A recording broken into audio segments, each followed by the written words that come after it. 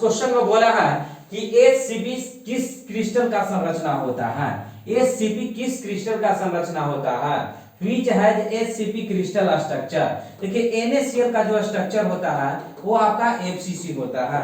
NaCl का structure कैसा होता है, FCC होता है।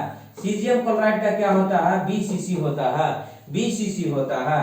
और जिंक का जो होता है वो आपका HCP होता है। इसका संरचना कैसा होता है, HCP। सही आंसर क्या होगा, जिंक होगा। क्या होगा, जिंक होगा।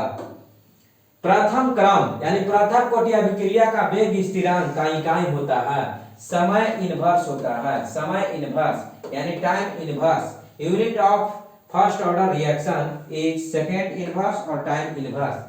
निम्न में से कौन एक अवरोधक है, अवरोधक जिसमें आपको विद्युत धारा प्रवाहित न होता हो। तो विद्युत धारा किसमें प्रवाहित नहीं होगा, ग्रेफाइट में तो विद्युत धारा प्रवाहित होता है, एल्युमिनियम में विद्युत धारा प्रवाहित होता है, डायमंड में आपका विद्युत धारा प्रवाहित नहीं होता है, क्योंकि इसके पास मुक्त संयोजी इलेक्ट्रॉन जो है, मुक्त संयोजी इलेक्ट्रॉन जो है नहीं होते हैं। NaCl में सोडियम आयन का सहसंयोजकता संख्या कितना होता है, कोऑर्डिनेशन नंबर, यानी एक सोडियम आयन कितने आयन से घिरा होता है, तो ये 5 गो आयन से घिरा होता है, 5 आयन से, यानी कोऑर्डिनेशन नंबर इसका 5 हो जाएगा। निम्नलिखित में कौन क्रिस्टलीय ठोस पदार्थ है, अक्रिस्टलीय ठोस पदार्थ है। Which one of the following is non-crystalline और amorphous, amorphous यानी ग्लास हो जाएगा आंसर इसका, यानी आपका amorphous जो होता है सॉलिड वो ग्लास होता है। स्वर्ण संख्या सबसे कम होती है, स्वर्ण संख्या, gold number is minimum in case of gelatin, gelatin का स्वर्ण संख्या यानी गोल्ड नंबर जो होता है कम होता है, सबसे कम होता है। थर्माइड विधि, थर्माइड विधि से अपचायक होते हैं। इन थर्माइड प्रोसेस रिड्यूसिंग एजेंट, ये एल्युमिनियम के लिए है, किसके लिए है, एल्युमिनियम के लिए है। सल्फाइड आयस का सांद्रण किस विधि द्वारा होता है, sulphide, the process employed the concentration of sulphide ore. आप लोग को कमेंट में जरूर लिखेंगे और इसका सही आंसर आपको कुछ ही क्षण में दिखाई देगा। प्रोथफुल्टेशन यानी झाग उत्पलामन, झाग उत्पलामन विधि, झाग उत्पलामन विधि, झाग उत्पलामन विधि। सीने बार है, सीने बार, इसका क्या आंसर हो जाएगा, सीने बार का क्या होता है, HGS, HGS सीने बार बोला जाता है, HGS सीने बार। कार्बोजेन किसका मिश्रण है, carbogen oxygen plus carbon dioxide के मिश्रण को बोलते हैं कार्बोजेन मिश्रण। यहाँ पे प्लस होगा यानी AC आंसर होगा, कार्बोजेन। इसमें बोला है कि ए जो दिया हुआ है कितना समव्ययी संभव है, यानी COEN Cl2, EN का मतलब होता है ethylene diamine, ethylene diamine, ethylene diamine is a bidentate ligand. तो इसमें आपको स्ट्रक्चर कितना संभव है, तो इसमें टोटल स्ट्रक्चर संभव है 4, यानी 4 संभावना है इसका। K4FeCN का होल 6 में Fe का प्रसंकरण क्या हो जाएगा, यानी आयरन का, आयरन +2 में है, ऑक्सीडेशन नंबर निकालेंगे तो यहाँ पे D2sp3 आंसर होगा, D2sp3 हो जाएगा। बहुत ही इंपॉर्टेंट क्वेश्चन है। निम्न में से संघनन बहुलक है, condensation polymer among the following is Dacron. बाकी जितना सब है ये आपका एडिशन है, एडिशन पॉलीमर। एडिशन मींस होता है योगात्मक बहुलक, योगात्मक बहुलक। नायलॉन 66 है, नायलॉन 66, नायलॉन 66 कैसे बनता है देखिए हम आपको बता रहे हैं।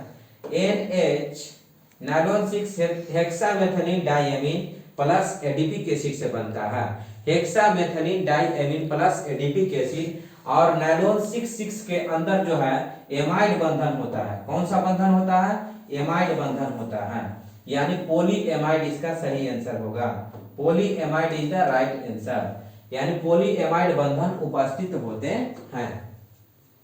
निम्न में से कौन सा आपका जैव अपघटनीय बहुलक है, which of the following is biodegradable polymer, मतलब वैसा पॉलीमर जो आपको क्या हो जाए, मतलब वातावरण के साथ घुल मिल जाए, तो आपका कौन हो जाएगा, सेलुलोज। क्या हो जाएगा, सेलुलोज हो जाएगा। अगले क्वेश्चन की ओर, एस्पिरिन एक क्या है, एस्पिरिन क्या होता है, तो एस्पिरिन क्या है, तो एस्पिरिन जो है आपका ना फीवर, बुखार में काम करता है, तो एंटीपैरेटिक्स यानी ज्वरनाशी, क्या हो जाएगा, ज्वरनाशी, ज्वरनाशी हो जाएगा, ज्वरनाशी, ज्वरनाशी। एक विस्तृत स्पेक्ट्रम एंटीबायोटिक है, एक विस्तृत स्पेक्ट्रम एंटीबायोटिक है, a broad spectrum antibiotic is, broad spectrum मतलब बहुत बड़े पैमाने पर एंटीबायोटिक जो यूज होता है। पहला एंटीबायोटिक का खोज हुआ था, पेनिसिलिन नामक था, लेकिन इसमें बोला है ना कि सबसे ज्यादा यानी बड़े पैमाने पर किसको यूज करते हैं, तो आपका क्लोरोहेम्फिनकॉल, क्लोरोहेम्फिनकॉल। कौन सा पृष्ठीय घटना नहीं है, Which of following is not surface phenomena, कौन आपका सरफेस यानी घटना नहीं है, सतहीय घटना नहीं है। देखिए हेट्रोजीनियस कैटलिस्ट, ये सतहीय घटना, सतहीय घटना है। फ्यूजन ऑफ सॉलिड, ये भी सतहीय। कोरोजन, जंग लगना, ये भी। इलेक्ट्रोलिसिस जो प्रोसेस होता है वो आपका सतहीय घटना नहीं है, सतहीय घटना नहीं है। निम्न में कौन सा आइडोफॉर्म परीक्षण नहीं देता है, आइडोफॉर्म परीक्षण जो होता है एथेनॉल नहीं देता है, यानी एथेनॉल जो होता है वो आपका आइडोफॉर्म परीक्षण नहीं देता है।